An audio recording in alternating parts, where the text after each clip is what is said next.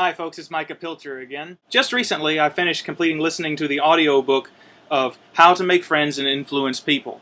I know it's a book that most of you have heard of, and I was interested to see what was in it. And so I found it free on YouTube and started listening to it while I did chores or whatever else. It was about 7 hours long, so it took me a while to listen to it all. And granted, as I was distracted, I probably don't remember all the details, but as it was, I only found one thing that I would say I disagreed with fundamentally as a philosophical worldview.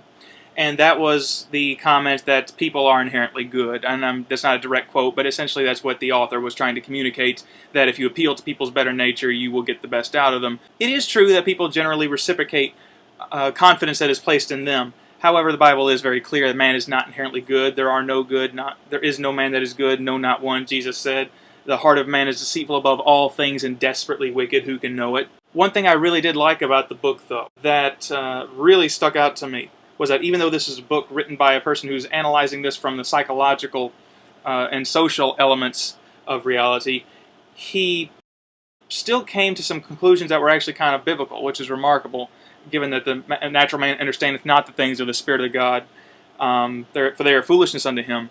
However, I noticed that so many of the principles that came from the book could have come straight from the book of Proverbs.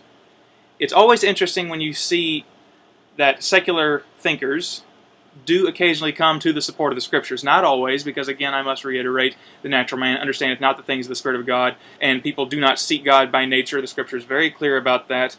By nature, they usually move away from Him. But once in a while, by the grace of God, for whatever reason, they come to an observation of what the Bible's already teaching. Now, of course, they could have spared themselves the difficulty and just gone straight to the Proverbs in this instance.